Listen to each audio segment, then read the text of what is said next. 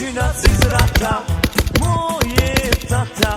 Zločinac iz rata, vi se potrudite, pa ga osudite.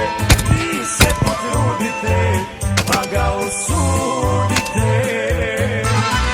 Nema niko muda da vodi ga do suda.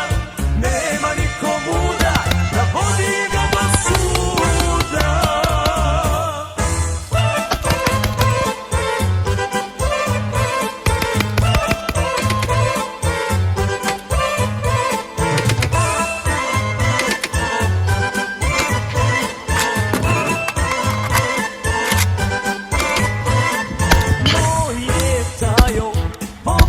Osvajo, moje tajo, po Bosni osvajo. Vi se potrudite, pa ga osudite. Vi se potrudite, pa ga osudite. Nema niko muda da vodi ga do suda. Nema niko muda da vodi. Welcome to the channel, and just like that dumpster fire of an intro, we are going to be taking a look at a rifle that came from a dumpster fire of a conflict, that conflict being the Balkan Wars. So we're going to talk a little bit about the Balkan Wars. We're going to talk about Serbian guns or Yugoslavian guns just in general, and then we'll talk about what makes this rifle, this RPK, so unique from any other Eastern Bloc RPK. So with that, let's get started. So to save time, I'm not going to go through the whole conflict of the Balkan Wars, but basically it was a dumpster fire of any type of conflict.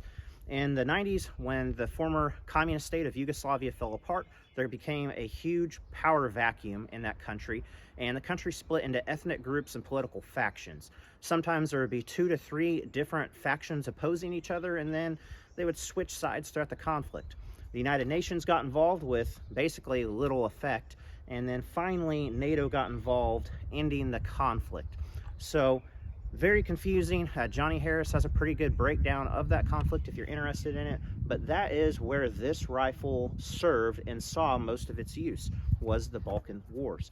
This particular gun was a parts kit that was brought into the country and then reassembled by an AK manufacturer here in Missouri. And it is mostly numbers matching and just a beautiful example of an M72B1.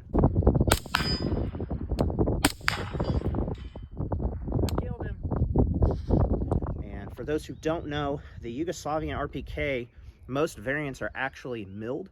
So they're milled out of a solid piece of metal, machined instead of stamped. It wasn't until later that they went to stampings. They were a little bit behind the curve as far as AK producing technology goes. But that being said, there is a reason for that, and we're going to talk about that. So Yugoslavian block firearms are completely different generally than their other communist counterparts, other Eastern Bloc rifles. For instance, if we look at the Yugoslavian SKS, generally speaking, they're heavier, they are more overbuilt, better machined, and they're generally in better wood furniture. Most of the time it is teak, which we all know is high quality, versus the laminates that a lot of the other Eastern Bloc countries used, or just cheap wood. In addition to that, their AKs are kind of the same thing. They were generally overbuilt. They use different handguards, they use different stocks that mount in a different way, and again, generally higher quality than their other communist counterparts. And this RPK is no exception to this. This is a very high quality built rifle. And that's because Yugoslavia wasn't on board with all the other communist countries. In fact, their president was very paranoid, and so he kind of made Yugoslavia an isolationist type country. So they produced everything in-house.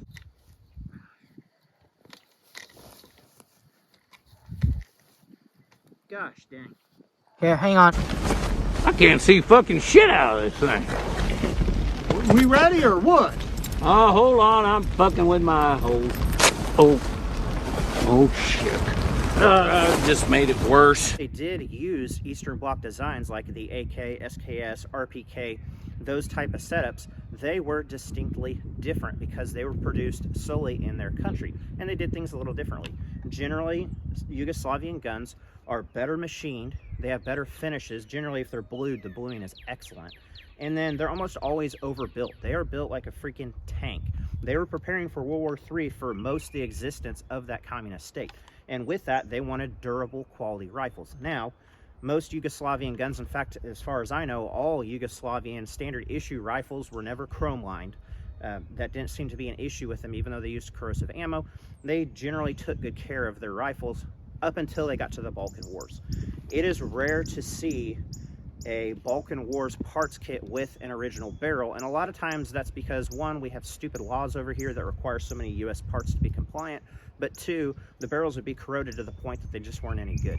Again, when you have a professional military that splits and then you have all these factions of different militia groups, the quality and care that these firearms receive is not on par with the professional military.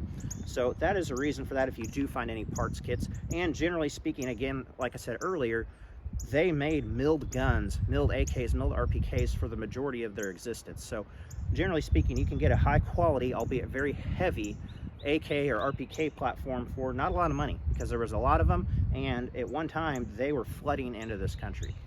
All right, so let's talk about this specific gun. So we'll start from tip to butt, like pretty much every YouTuber does now. So at the front, we've got a muzzle device. Now, normally these would have just had a muzzle nut just to protect the threads. Think of a thread protector. Moving back, you've got a standard AK front sight. However, the Yugo guns almost always incorporated some type of night sight. Now, originally, this would have had either a brass dot or some type of night paint in it. And then on their standard AKs, a lot of times they even have this feature as well. You've got a 22-inch barrel, although this one is a little bit shorter, and I'll get into that. And it is an extremely thick barrel. Down below, you've got a bipod, and I'm not really a huge fan of this bipod up front. We'll get to that further on in the shooting impressions, but it does have a bipod. You've got a finned section on the barrel, and this is to induce quicker cooling. By thinning the barrel like this, it creates more surface area, which in theory allows the barrel to cool a lot faster. And then moving back, we have an extremely thick barrel underneath there with thick wood handguards. And that is to support sustained fire. These were originally a light machine gun. Think of like a squad automatic weapon like the M249 SAW, something like that. This was the communist or Soviet version of that. They were very forward-thinking and far ahead to go with a magazine-fed, lighter-weight rifle than a dedicated belt-fed. Of course, they had those as well, but this served the same role as the American SAW. Now, of course, the Marine Corps, and I think even the Army, is switching over to a magazine-fed, beefed-up M4, basically. So, very forward-thinking of them back then, and it is an effective platform that can put a lot of lead downrange, uses standard AK magazines, just like all the other AKs that the guys were running, and it's pretty well part interchangeable, too. And we'll keep going and get into some of the other differences. Moving further back, you've got a bulged receiver or bulged trunnion here. That's a 1.5 millimeter, as our standard AKs were 1 millimeter. And that is, again, just to support the higher rates of fire.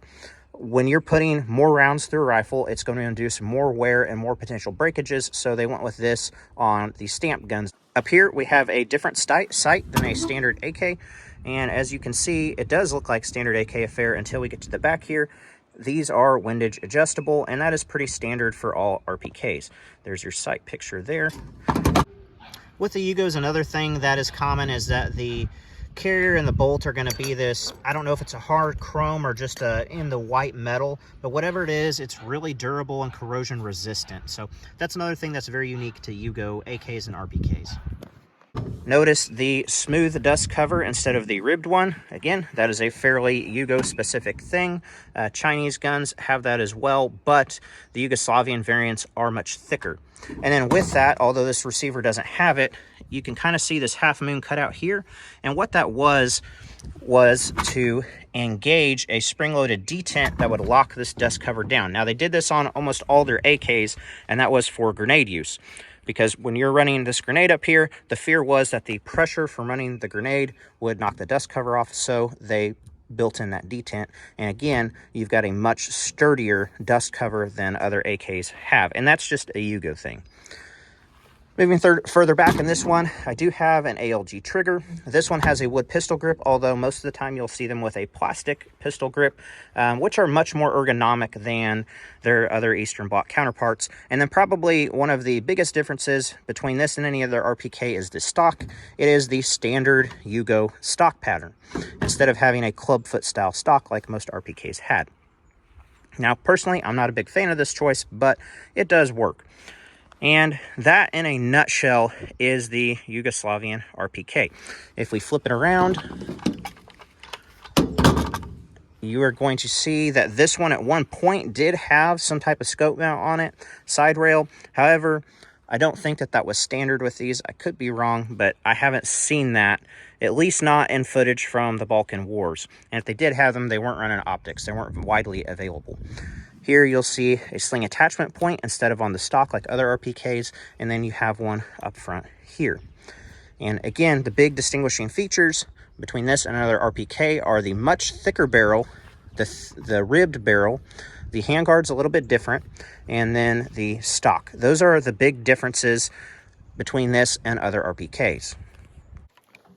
So while I'm thinking about it, you might notice that the front of this looks a little funky for a Yugo RPK if you've seen them before, and that's because the bipod folds up underneath the handguards.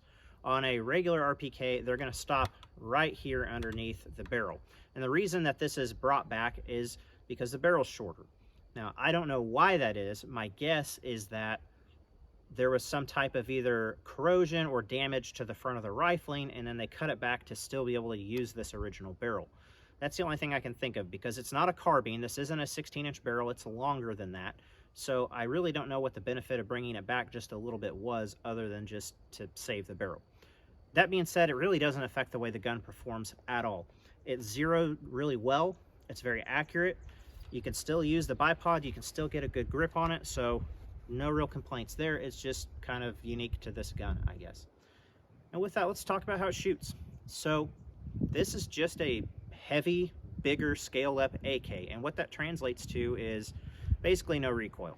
There's a little bit of felt recoil on the shoulder, but it's about the equivalent of like shooting a 5.56 AR. It's almost non-existent. And with this being front heavy, when you're freestanding like this and you're not using the bipod, the muzzle doesn't want to climb around very much at all, even when you're ripping off some fast strings of fire.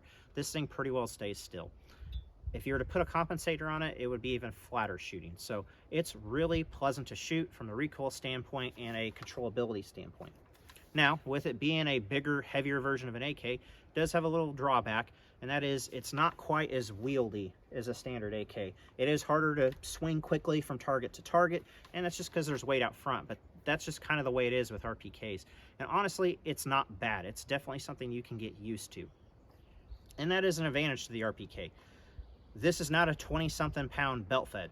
This thing weighs just a little over 12 pounds, and it's very manageable. It's very maneuverable. I really feel like the only place you're kind of outclassed is inside of like a close quarter situation in a building or something like that. But as long as you're out and about, or like if you're in a window or a fixed position, this thing is great. The sights are really nice. Having this windage adjustable rear sight is great. Again, it was able to zero it no problem. As mentioned, it's plenty accurate. The handguard does an excellent job of keeping the heat off of your hand.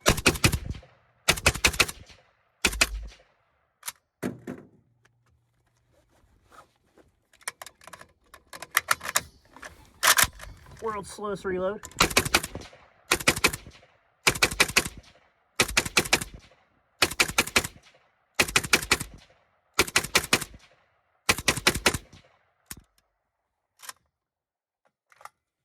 As you can see, it's nice and toasty, which that's not the wood burning, that's just the oil burning off the barrel. And it's actually pretty cool to the touch. Even when you've mag dumped through this a few mags, it's still able to grip this. This one, having the ALG trigger, it's definitely an upgrade over a standard trigger. Probably my only gripe with this setup, and this is specific to Yugo guns, is the stock. This stock does not fit me super great, at least not in the prone. I am able to work with it. I'm able to work around it. It's not a problem. I can still shoot well, but I would prefer a clubfoot or regular AKM stock. This has just a little bit more length of pull. And with the way the comb is in the prone, it's just hard for me to get a great sight picture. And then that problem is compounded by the bipod. So I am not a fan of the bipod on the Yugo RPKs. The other communist countries did a much better job on their bipods, because if I remember correctly, the Romanian one I used to had an adjustable length on the bipod, as where this is just one size fits all. You get what you get. And that's fine if you're able to build up a a berm or a bunker, or you're able to set it on something and adjust your height that way, it's great because it's not going anywhere and it's bomb proof. But when you're in the prone, for me, it's just at an awkward height. I can still use it and I can still make shots connect, but it's just not as convenient as an adjustable bipod. But all in all, really fun to shoot. If you want to be correct running a Yugo, you're going to use 30 round mags, because in the Balkan Wars, that's pretty much all you ever see these with. For whatever reason, you don't see them with the drums. You rarely see them with 40 round mags. It is almost always your standard 30 round Yugo mag, which does lock open on the last shot. Zero malfunctions in the time that I've had it, and it is just a fun gun to shoot. So if you guys see one of these and you've been thinking about an RPK, there are definitely some advantages to the Yugo platform, and that is that heavy barrel and just the quality of the gun. Downsides, well, it's not quite as ergonomic as another Eastern Bloc country's RPK, in my opinion, but it's still something that you can easily work around. So what is something like this practical for? Well, fun, for one. It is a ton of fun to run and gun. Two, it is a little easier to bump fire than like a standard AKM. I can flip this bipod down, rest it up on something, and then just push the stock towards the bipod on my trigger finger, and then you get to bump firing. And that's fun. Is it practical? Not really. Even with some practice at about 150 yards, I was able to connect a few hits on steel bump firing, but it's really, even just to lay down some lead to suppress somebody would be unpractical in my opinion. It can be done, but not great.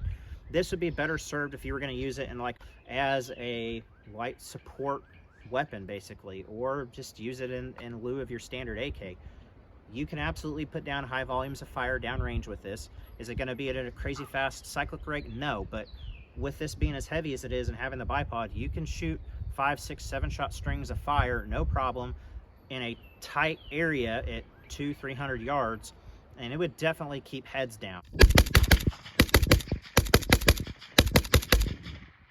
And as long as you have the magazines to feed the thing, you can keep running rounds down, and basically this barrel can get super hot, but the handguard keeps your hands shielded, so it does its job like it was intended, just in semi-auto, which isn't as cool. But I do think that it can still be used in a similar role and application. The other place I really see this thing shining is like a static defense, or if you were to just set up and have to defend an area, whether it be a crossroads or a building or something like this.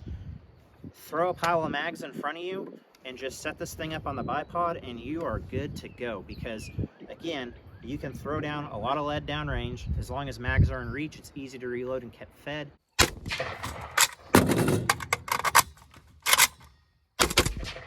And again, just using it as a basic support weapon, it can still do it in semi-auto. Not as effectively as a full auto, but I still feel like this has merits that make it better than like a regular AR-15 or an AK for that role. So I do think it's a niche role. I don't think that Minuteman type application, it's necessarily worth the squeeze if you're just running around in a team size element, but if you had a squad, it might not be bad to have somebody with one of these and like a designated marksman rifle. It definitely adds some capability to your squad. So guys, with that, I'm going to go ahead and wrap this video up. This gun was a ton of fun to shoot. A lot of unique history, really cool collector's item and shooter to have. And I'm really lucky to have had some time to put rounds down range with it. Hope you guys enjoyed the video. As always, if you guys have questions, ask them down in the comments. If you have experience with an RPK like this, let me know down in the bottom, especially if you've shot a Romanian or Russian or Chinese and then one of these. Let me know which one you think is better and why. So guys, as always, stay free.